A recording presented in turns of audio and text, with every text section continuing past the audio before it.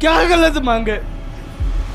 बोले कि भाई एक एग्जाम करा दो, सही से एग्जाम करा दो, अलग अलग एग्जाम लोगे तो फेयर नहीं होगा। भाई मत मरने देना यार, मम्मी मेरी वेट कर रही है। असलियत में जंगल राज तो अब भी है, बस फॉर्मेट बदल गया है।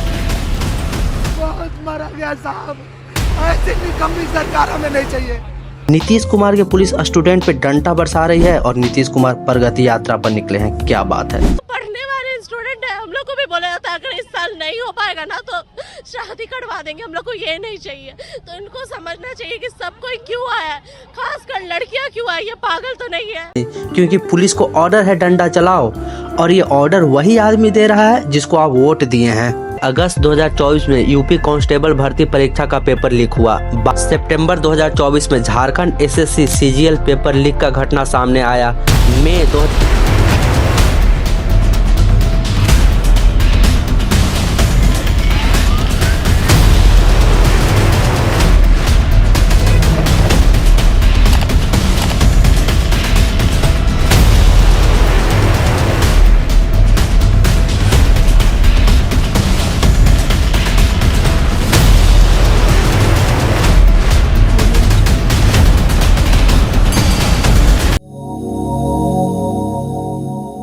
बीपीएससी ने नोटिस जारी किया। 13 दिसंबर 2024 को प्रीलिम्स का एग्जाम लिया जाएगा।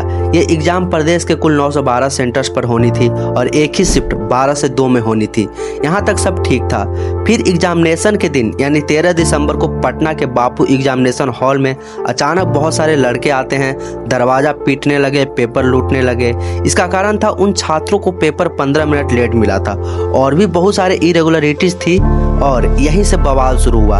ये तो एक सेंटर का बात हुआ, बाकी के कुछ सेंटर पर भी गड़बड़ी थी। बहुत सारे सेंटर ऐसा था जहां एग्जाम एकदम सही तरीके से कंडक्ट हुआ, सही टाइम पर पेपर मिला, स्टूडेंट पूरी तरह से सेटिस्फाइड थे। मेन गड़बड़ी बापू एग्जामिनेशन सेंटर पर हुआ। जैसे एक छात्र का कहना था पेपर आधा घंटा से लेकर 45 मिनट लेट मिला।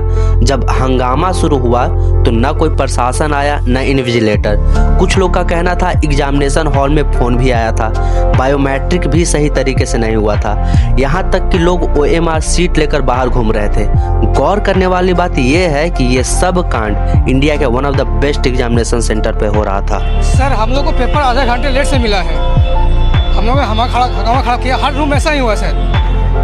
क्वेश्चन मिला तो ऊपर से लोग आए हंगामा करते हुए कि उन लोगों को पौने 1 बजे तक भी क्वेश्चन नहीं मिला और वो आकर के दरवाजे पर लात मारना शुरू कर दिए पूरा। उसके बाद दरवाजा जबरदस्ती खोल करके आए, आधा से ज़्यादा बच्चों का क्वेश्चन छीन लिए, OMR ले लिए और साथ ही साथ अंदर मोबाइल कहाँ से आ गया। 12:11 पे क्वेश्चन पेपर बाहर घूम रहा है। बाहर मतलब कहाँ? ये गेट पे। उसके बाद जो भी इन्विजिलेटर था कोई नहीं आया, ना कोई प्रशासन का बंदा आया, ना इन्विजिलेटर आया। ऊपर इंडिया के एक हाईली प्रेस्टिजियस पोस्ट का एग्जाम का ये हाल है भाइयों। सोचो क्या होगा इस देश का। किसी भी डेमोक्रेटिक कंट्री का 4 पिलर होता है, legislature, executive, judiciary and media. Media का क्या दशा है इंडिया में वो तो आपको पता ही है। कुछ गिने चुने इंडिविजुअल पत्रकार ही बचे हैं, वो भी 100% अनबायस्ड नहीं, किसी न किसी साइड टिल्टेड है। बाकी मेन स्ट्रीम मीडिया तो बिका हुआ है। शायद इसीलिए वर्ल्ड प्रेस फ्रीडम इंडेक्स में इंडिया का रैंक 159 है 180 देशों में। पहले तो और भी खराब 161 था। अभी इसके बारे में डिटेल में बात नहीं करेंगे इस वीडियो में। लेजिस्लेचर की बात करें तो मोस्ट ऑफ द MPs और MLAs के अगेंस्ट क्रिमिनल केसेस हैं। अब बच जाता है जुडिशियरी और एग्जीक्यूटिव। पिछले 3-4 सालों से जिस तरह से पेपर लीक हो रहा है, आने वाला भविष्य में एग्जीक्यूटिव भी बचेगा नहीं। इधर कुछ सालों से तो ट्रेंड सा बन गया है, कोई भी एग्जाम हो, छोटा या बड़ा, पेपर लीक होना ही है। जैसे अगस्त 2024 में यूपी कांस्टेबल भर्ती परीक्षा का पेपर लीक हुआ, बाद में री एग्जाम लिया गया। दिसंबर 2024 में बिहार CHO का 4500 वैकेंसी आया था, उसका पेपर लीक हुआ। CSIR ने सेक्शन ऑफिसर और असिस्टेंट सेक्शन ऑफिसर का 444 पोस्ट पर वैकेंसी निकाला था, उसका पेपर उत्तराखंड और राजस्थान में लीक हुआ। UPPSC ने RO और ARO का एग्जाम फरवरी 2024 में कंडक्ट किया, उसका पेपर लीक हुआ। जब मामला सामने आया तो परीक्षा रद्द कर दिया गया। सितंबर 2024 में Jharkhand SSC CGL paper leak का घटना सामने आया। मई 2024 में बहुत सारे स्टूडेंट्स और पेरेंट्स कानपुर के Maharana Pratap group of college के सामने प्रोटेस्ट करना शुरू कर दिया, क्योंकि उनका कहना था कि पेपर लीक हुआ है। फिर नीट जैसे बड़े एग्जाम में 1563 उम्मीदवारों के नंबर बढ़ने का आरोप लगा। इसमें टॉपर्स की संख्या 61 पहुंच गई थी, पर नीट यूजी का रिवाइज रिजल्ट के बाद टॉपर्स की संख्या 61 से 17 हो गई। मतलब पेपर लीक हुआ था, एग्जाम में धांधली हुई थी। बहुत सारे बड़े बड़े टेक एजुकेटर आगे आए, स्टूडेंट्स के लिए जस्टिस की मांग की। सुप्रीम कोर्ट के चक्कर भी काटे, पर कोई रिस्पॉन्स नहीं निकला। हालांकि इसके बाद पेपर लीक के घटना को रोकने के लिए जून 2024 में कानून लागू किया गया। कानून तो बन गया, लेकिन इसका कोई खास फायदा नजर नहीं आ रहा है। और वो मैं इसलिए कह रहा हूँ क्योंकि अभी आपने देखा बीपीएससी का हाल। ओवरऑल देखे तो अधिकतर छोटा बड़ा वन डे एग्जाम का पेपर लीक हो रहा है। अगर बहुत कम सीट यानी 40-45 सीट पर वैकेंसी निकलता है तो आधा सीट ऑलरेडी सोल्ड आउट होता है। भले ही ये चीज मीडिया में हाईलाइट नहीं होता है। पेपर लीक, एग्जामिनेशन में धांधली, एग्जाम पोस्टपोन, ये सब बताता है कि हमारा सिस्टम कितना खोखला है अंदर से। इस सिस्टम फेल्यूर से सबसे ज़्यादा वो स्टूडेंट सफ़र करता है जो गरीब होता है या लोअर मिडिल क्लास फैमिली से बिलोंग करता है। कहने का मतलब 80% स्टूडेंट्स, ये स्टूडेंट्स सिर्फ अपने मेहनत के बल पर एग्ज़ाम में कम्पीट करते हैं। अपने शहर से दूर किसी दूसरे शहर में जाकर 10x10 के कमरे में रहना, खाना बनाना, एग्ज़ाम देने के लिए एक शहर से दूसरे शहर जाना, डेडिकेशन के साथ पढ़ाई करना, फिर एग्जाम देकर आओ तो पता चलता है यहाँ तो पेपर ही लीक हो गया है। उस छात्र का सपना टूट जाता है, साथ ही उसके माँ बाप का भी। जब पानी सर से ऊपर जाने लगता है तो यही स्टूडेंट्स जो कल तक बंद कमरे में पढ़ाई कर रहे थे रोड पर आ जाते हैं धरना प्रदर्शन करने। सरकार को जैसे ही लगता है प्रोटेस्ट बड़ा हो रहा है तो वो ऑपोजिशन पर ब्लेम डाल देता है, या फिर सबसे फेवरेट एंटी नेशनल घोषित कर दो और लाठीचार्ज करवा दो। कुछ चंद लोग जो इस जॉब के हकदार भी नहीं होते, वो पैसों के दम पर, कनेक्शन के दम पर एक डिजर्विंग कैंडिडेट का सीट खा जाते हैं और एक होनहार स्टूडेंट किस्मत को कोसते रह जाता है। कोई भी एग्जाम कंडक्टिंग बॉडी हो, एनटीए हो, एसएससी हो या फिर स्टेट पीसीएस, इन लोगों के पास इतना फंड होता है, इतना रिसोर्सेज होता है, फिर भी इनसे एक एग्जाम ढंग से नहीं लिया जाता। अभी तक हमने देख लिया पेपर लीक करने वाला गैंग पेपर लीक कर रहा है, पैसा कमा रहा है, स्टूडेंट्स बेचारे सफ़र कर रहे हैं, मार खा रहे हैं। लेकिन ऊपर बैठे लोग जिनके हाथ में पूरा पावर है वो क्या कर रहे हैं, उनका क्या टेक है। देखो अभी बिहार में बीपीएससी को लेकर इतना प्रोटेस्ट चल रहा है, इतना बड़ा एग्जाम है, लाखों स्टूडेंट्स का करियर दांव पे लगा है। तुम इंडिया के एजुकेशन मिनिस्टर धर्मेंद्र प्रधान के सोशल मीडिया हैंडल, उनका ट्विटर, इंस्टाग्राम छान मार लो, कहीं भी उनका ट्वीट या पोस्ट नहीं दिखेगा पेपर लीक और परीक्षा में धांधली को लेकर। ऐसा भी नहीं है कि ये पहला बार हो रहा है इसलिए उन्होंने इग्नोर कर दिया। लगभग हर एग्जाम का पेपर लीक हो जाता है कहीं ना कहीं, पर उनके कानों में जू नहीं रेंग रहा है। इनका ट्विटर हैंडल खोल के देखोगे तो लगेगा वो एक बीजेपी और नरेंद्र मोदी का स्टार प्रचारक है, न कि भारत के education minister.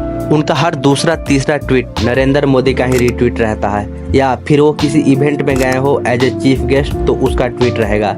Indian education system के बारे में शायद ही कुछ दिखेगा धर्मेंद्र प्रधान जी का ट्विटर हैंडल पर। सेम चीज इंस्टाग्राम पर भी। रील्स देख के ऐसा लगेगा जैसे वो जनता का सेवक नहीं कोई बॉलीवुड स्टार हैं। अपने आप को इतना लार्जर देन लाइफ दिखाएंगे कि बॉलीवुड वाले भी शर्मा जाए। काश अपने मंत्रिमंडल को भी उतना ही लार्जर देन लाइफ दिखा पाते। खैर वो तो दिखा नहीं पाएंगे क्योंकि दिखाने लायक कुछ है नहीं, इसलिए इसका जिम्मा मैंने ले रखा है। ग्राउंड रियलिटी मैं दिखा रहा हूँ। ये वीडियो माननीय शिक्षा मंत्री जी द्वारा शेयर किया गया है, जिसमें प्रधानमंत्री जी परीक्षा पर चर्चा करते नजर आ रहे हैं। 2025 जनवरी में परीक्षा पे चर्चा करेंगे, जहां वो देश भर के विद्यार्थियों से संवाद करेंगे। अगर जीवन में चुनौतियां न हो, स्पर्धा न हो, तो फिर जीवन बहुत ही प्रेरणाहीन बन जाएगा, चेतनाहीन बन जाएगा। प्रधानमंत्री मोदी जी भारत के इतिहास में इकलौते नेता हैं जो समय समय पर समाज के सभी वर्ग से संवाद करते रहते हैं। परीक्षा पे चर्चा उसी पहल का हिस्सा है। प्रधानमंत्री मोदी जी द्वारा दिया गया मूल मंत्र छात्रों को परीक्षा के तनाव से मुक्त होने में मदद करता है। अब परीक्षा पर चर्चा आंदोलन बन चुका है। परीक्षा पे चर्चा में शामिल होने और प्रधानमंत्री जी से टिप्स पाने के लिए मेरा कहना है मोदी जी, परीक्षा पर चर्चा करने के लिए बहुत सारे शिक्षक ऑलरेडी हैं जो पिछले 10-12 सालों से पढ़ा रहे हैं और एग्जाम पर चर्चा भी कर रहे हैं। आप तो इस पर चर्चा कीजिए कि कैसे सोल्वर गैंग और पेपर लीक माफिया से एक भी एग्जाम बच नहीं पा रहा है, कैसे बोर्ड से लेकर नीट तक का पेपर लीक हो जा रहा है। उनके हौसलों को उड़ान देंगे और उनके मनोबल को ऊंचा करेंगे।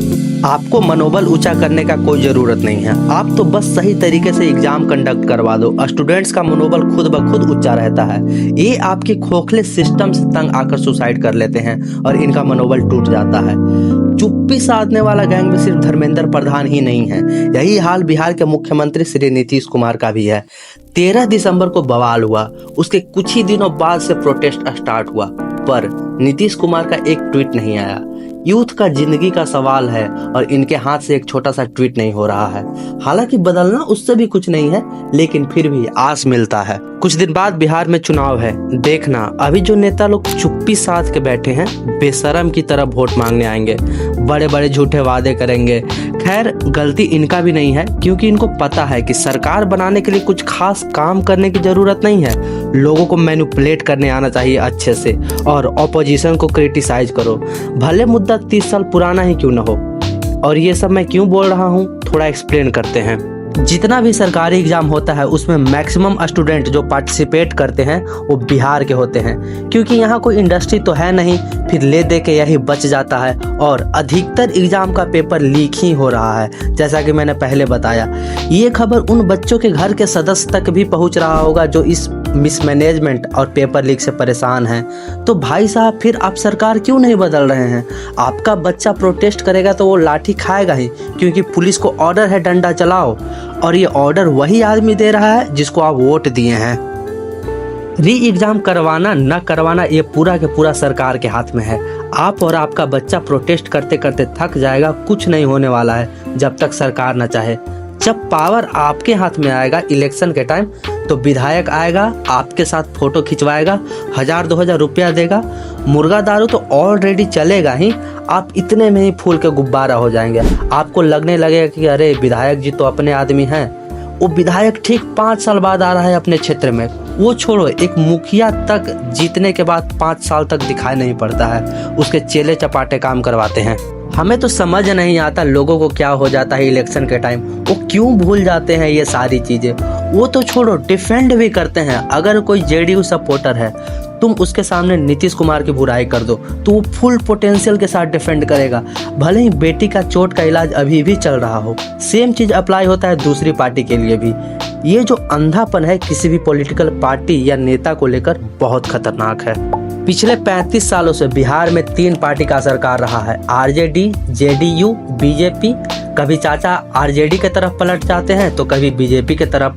जब आरजेडी के साथ चले जाते हैं तो तेजस्वी यादव को नीतीश कुमार में बिहार का भविष्य नजर आने लगता है और बीजेपी वालों को जंगल राज नजर आने लगता है। जब चाचा बीजेपी की तरफ चले जाते हैं तो सेम फीलिंग तेजस्वी यादव को आने लगता है। पहले कोई भी पार्टी का अपना एक आइडियोलॉजी होता था, वो उसी के अकॉर्डिंग चलता था। इन लोगों का कोई आइडियोलॉजी नहीं है, हाँ, लेकिन सब के आइडियोलॉजी में कुर्सी कॉमन है। सबको कुर्सी से प्यार है, भले जाए जनता भाड़ में। अभी प्रोटेस्ट चल रहा है तो तेजस्वी यादव हमदर्द बनने आएंगे, नीतीश कुमार को क्रिटिसाइज करेंगे। वो भूल जाते हैं कि अभी कुछ साल पहले आप लोग दोनों साथ में ही थे, पेपर तब भी लीक हो रहा था। आयरॉनिकली अभी भी मीडिया में बात चल रहा है कि नीतीश कुमार आरजेडी के साथ जा सकते हैं। ये सब के सब एक ही थाली के चट्टे बट्टे हैं। कुछ दिन पहले बिहार के उप मुख्यमंत्री सम्राट चौधरी ने दिल्ली में प्रेस कॉन्फ्रेंस किया था। उन्होंने क्या बोला, एक बार सुनो। उनके आदरणीय पिताजी जब मुख्यमंत्री थे बिहार में और उनकी माताजी मुख्यमंत्री थे, तो बीपीएससी का चेयरमैन को अरेस्ट करके जेल भेजा जाता था। कोई सम्राट चौधरी को जाकर बताओ यार कि आप जिनकी बात कर रहे हो उनका सरकार आज से 20 साल पहले था। 20 साल पहले बीपीएससी के चेयरमैन को जेल में डाल दिया जाता था या शाम को 7 बजे के बाद निकलना मुश्किल हो जाता था।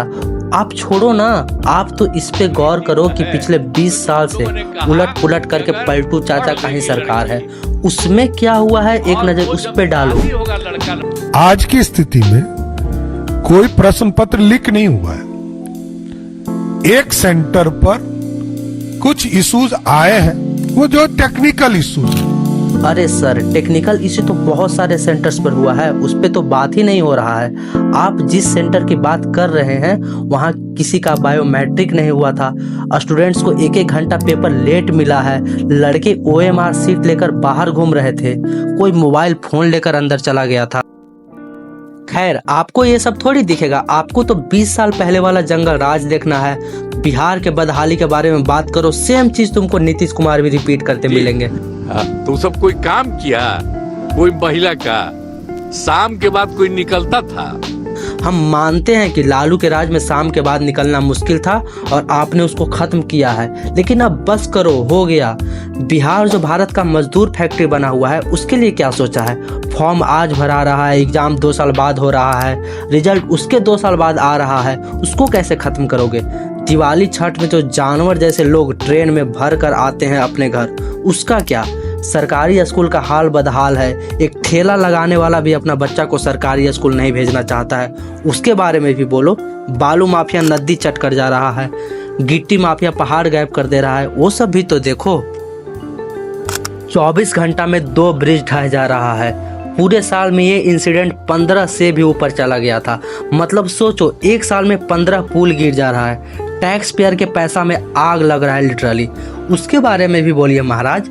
अक्सर तुमको खबर सुनने को मिलेगा कि बिहार में रातों रात 2 किलोमीटर सड़क चोरी हो गया, कुछ लोग मिलकर 8 महीना से फेक पुलिस स्टेशन चला रहे थे, वो भी रियल वाला से मात्र 500 मीटर दूर।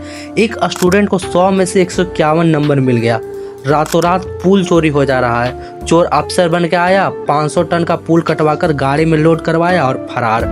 पटना में 19 लाख का मोबाइल टावर चोरी हो गया, चोर खुद को मोबाइल कंपनी का अफसर बताया।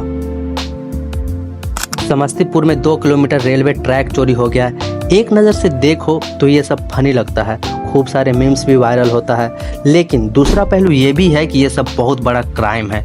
लोगों के लिए फनी हो सकता है, लेकिन सरकार के लिए नहीं। ये जो इतना बड़ा बड़ा क्राइम है, इनके ऊपर नीतीश कुमार कभी बात करते नजर नहीं आएंगे। जब भी पूछो, घुमा फिरा के वही 20 साल पुराना जंगल राज। असलियत में जंगल राज तो अब भी है, बस फॉर्मेट बदल गया है। नीतीश कुमार को क्या ही फर्क पड़ता है, इनको तो कुर्सी से मतलब है। नीतीश कुमार के पुलिस स्टूडेंट पे डंडा बरसा रही है और नीतीश कुमार प्रगति यात्रा पर निकले हैं, क्या बात है। साफ सीधी बात है, अगर आप बिहार को बदलते देखना चाहते हैं, अपने बच्चे के फ्यूचर को बनते देखना चाहते हैं, तो सिंपल सा फंडा है, सरकार को उखाड़ के फेंको। सिर्फ नीतीश कुमार को नहीं, तीनों, बीजेपी, आरजेडी, जेडीयू, क्योंकि पिछले 35 सालों से यही तीनों लोग घूम फिर के आ जाते हैं। ये प्रोटेस्ट करने से कुछ बदलने वाला नहीं है, पुलिस मार के हाथ पैर तोड़ देगा। अब भी चुनाव में पर्याप्त समय है, सोचो, विचार करो और बदलाव करो। धन्यवाद।